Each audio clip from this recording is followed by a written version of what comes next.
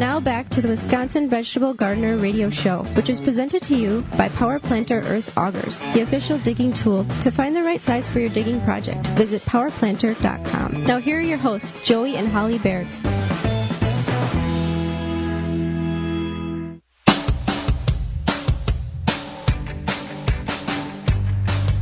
Welcome back to the Wisconsin Vegetable Gardener Radio Show. Thank you for hanging around. We're going to get into the conversation of trees. Good fruit trees, good ornamental trees to have on your property. Maybe you're thinking about incorporating trees on your property, but are uncertain of what direction in which you should go. Well, you've tuned into the right program here. We are going to help you out to let you know some of the things in which we would suggest. Now, before we get into the topic here, we want to, the first thing, before we decide whether or not we want to put a tree in the backyard or the front yard, is number one, do we have room to do that? Right, you want to look up. So you want to look up to see what's already in your canopy, whether it be power lines. Maybe your house is close to your garage and you have this tiny space, and while that tree is growing... Oh, it looks cute for the first, and oh my goodness, boom, it's big. Yeah, and all of a sudden you have this huge tree. So you want to keep that in mind. You want to look around where you're going to put this tree. You want to think about, okay, this tree is going to grow 6 feet across at maybe the least and 24 feet across at the most. Do you have space for that? And then think about where you're going to plant the tree and how it's going to branch out 12 feet on each side, what have you. How is it going to affect the current growing situation that you currently have on your property? Will it shade out part of your vegetable garden? Is it beneficial to, if you're going to get a fruit tree and you shade out part of your vegetable garden with partial shade, does that benefit you to where you can plant those cool weather crops that can tolerate some shade? So is it a give and take? Is it all going to be take and no give? What do we got going on there? So you want to be aware of this before we get into, let's put a tree here because we've got a little space. You got to be aware of what it's going to look like 5 years, 8 years, 10 years down the road, because these things are not going to be, oh, we'll just move it, because that ain't happening. No. So that's something you definitely want to keep in mind is where you're putting it. Then, since you're going to be digging, you want to call Digger's Hotline. Yeah, your state's Digger's Hotline. Mm-hmm. And find out before you want to mark the area where you dig, and they'll mark it for you, but you want to let them know. And then they're going to come out and tell you, like, this is good, this is bad. If you dig here, you're going to hit a power line. Who knows, right? It's a free service, by the way. But it is the law. You do have to have them come out and survey the property in which and where you're going to put it so you don't kill yourself or other people. You also want to find out, do you want to put it in the backyard, in the front yard? And if that is the case, which legally can you do based on your municipality if you do have restrictions on that? Just don't, let's put it in the front yard, and there are certain restrictions in which you can and can't put in, certain trees there. So you want to be aware of that. And also these trees, if you're going with a fruit tree rather than an ornamental tree, you want to go and decide, you want to know how long is it going to take before you start seeing production out of this tree. And based on the type of tree, apples can be 4 to 5 years, cherries can be 3 to 5 years, pears can be 4 to 6 years, plums can be 3 to 5 years. There's an investment and there's a waiting period in which we have to go through before these things start producing. So keep that in mind. Right. You're not going to get an immediate satisfaction out of the fruit trees, or whatever you want. Yeah, fruit trees essentially is what they are. Yeah, so that's something to keep in mind. There are trees. There are some trees that are meant more for shade.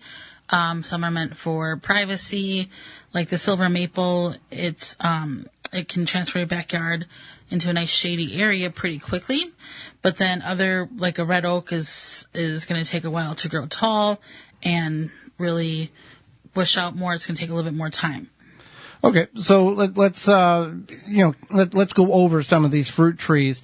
And also with the fruit trees, number one thing here, if you go and buy it online, if you go to your independent garden center, find out if the tree in which you want to purchase is self-fertile, or if you need another tree in which to cross-pollinate. That is a key, because a lot of people buy trees and they go, oh, well, I've had this tree for X number of years, never have got any fruit off of it. well, that tree is needing a partner to self-pollinate. And in order to do it properly, you want to get two trees of the same size so they can grow together and properly pollinate one another. So you want to do your research. That's important as well. You definitely need to think about that. So let's talk about the apple tree. So the dwarf tree will get 8 to 10 feet tall, and then a regular one will get 20 to 30 feet tall. Right. There are dwarf varieties of these. There's many varieties of the dwarf variety of fruit trees. We're just going to go over 4. And then there's what is considered regular size trees. And then there's semi-dwarf, kind of a mixture between the two. And keep in mind, when you're going to, when we went over these, we decided to find those that grow very well in zone 4 or higher. You need to know your growing zone. Most of the listeners that we have for this program are in growing zone 4 or higher, so they can grow anywhere in those areas, because there's no sense of us talking about a tree that can only grow in zone 8 to 11 when most of you do not live in a tropical area. It's a waste of all of our time. So, yeah, apple tree, very easy. And when we say up to 20 to 30 feet, that is if you allow it to go. If you just let nature take over, you can trim these things down and can control them. You can basically prune them. Yes. So that they don't grow as big as what is said here. But you just don't want to go in there and start hacking away. You want to do some research and figure out the proper ways to prune these things so you get the best life expectancy and production off of them. And if you're uncertain of how to go ahead and prune, there's plenty and very good reputable tree pruning services that will come in that they've studied, and this is what they do for a living, and which can make your tree not only more beautiful, but more productive and maintaining the size of it as well. Right. So let's talk about the cherry. The cherry tree. Now, we have a cherry bush. Yes. It has not produced much for us yet. It's given us a few cherries, but we still have, we've had it, this will be our 3rd year. Yes. Yeah. But a cherry tree can get 10 feet tall for the dwarf or 20 feet tall for the regular one. Now, and I'll throw this in there while we're talking about some of these trees, and there are some dwarf trees, apples, peaches, pears, you can grow in a very large container on your patio. Mm-hmm. I wouldn't suggest really growing some of these on a deck because of the weight that they have in it, but there are some very successful gardeners that grow very nice and heavy producing trees in very large planters on their property where they maybe rent or they don't want to, and they can take care of it and maintain it. And there's other varieties that are more grafted to where one particular type of tree has 5 or 6 different branches that produce 5 or 6 different varieties of that specific species of fruit. So keep that in mind. There's a lot of good things out there. Then we got a peach tree. Yeah, so peach trees, there's a dwarf variety, and then that gets 8 to 10 feet tall, and then the regular one is 25 feet tall. Now, peach trees, you have to figure out the variety for where you live. Cold hours. There's some cold hour ones, and then there's ones that are more for warmer climates, but there are there's a few different varieties. So that's definitely something you want to think about. And just in general, whenever you're planting a tree, you want to make sure that it's going to live wherever you are. Like, right. In the north, you might not want to try to grow a palm tree because it's not going to happen. Well, and then when you may think, 20, 30 feet tall, great, more production, it'll be wonderful. However, keep this in mind, gravity. When these things get ripe, or they just get about ripe, usually you have wind, and these things can plummet to the ground at a great force and splatter on your driveway or in the grass. So you want to keep in mind that you would much rather have maybe fewer fruit, but easier to harvest, so you're not losing, and the loss is very minimal, rather than have a 30-foot tree and 60% of the production falls on the ground because you don't have access to harvest that way up there in the top of the tree.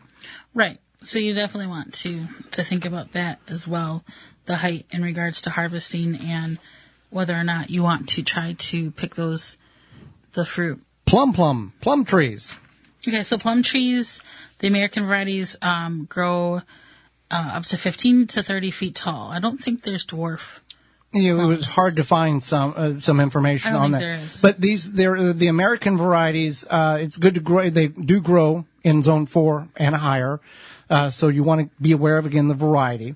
But yeah, if you keep them trimmed, they'll be really good. Let's knock out these non-fruit trees, or I guess they're ornamental trees, that just because they don't produce anything doesn't mean they're not beneficial to your property, as they can create shade for your residents, as well as that will reduce the cooling bill in the summer based on how much shade that tree provides for the house. It makes a very big difference. Right. So we have the dogwood tree. It's going to be a shorter tree, and it gets about 25 feet tall. Pretty manageable there. Yeah, definitely. Maple trees get 60 to 75 feet tall. I feel like that's pretty correct. They are a nice hardy tree. They grow fast. And if you got like a sugar maple tree, you could essentially harvest maple syrup. Yeah. And now the thing with maples that I've seen, and many people seen, these big old grandfather trees rotten in the center, and they have the tendency of, during snowstorms, ice storms, or windstorms, snap because there's not a whole lot of density inside of them anymore. So something on the long range forecast on that tree selection you might want to be aware of there. So then there's silver maples. They get the same height about, and that's the one that can grow pretty fast. Now the red oak, those get 75 feet tall. That's a tall tree. Mm-hmm. There's a miniature. Yeah. A dwarf chinkapin oak, so it's like more of a shrub. So they grow 13 to 20 feet tall. Yeah, so maybe the atmosphere, the place you have doesn't support a 75-foot tree. Now this is just the height. Some of these trees can grow 50 feet high and 30 feet wide. So it sucks up a lot of real estate above where you're at. So keep that in mind. It's just not, that's how high it is. No, there's a lot of width to these things as well. Dwarf Japanese maples. They're slow growing. They're compact trees, and they can grow they can get anywhere from 3 to 8 foot in height. So something a little different in height selection. That sounds like a cute little tree to have. Yeah. And these are just some of them. There's dozens upon dozens that flower, that bring pollinators in, that are very pretty, different colors of flowers. So it's a lot of different things there. So if you're thinking about trees, gave you some information, somewhere to start with, and hopefully that you maybe consider a little bit of both, a fruit tree and maybe an ornamental tree, as we continue to look at different options as we're changing our garden up each year. For more information, please visit thewisconsinvegetablegardener.com.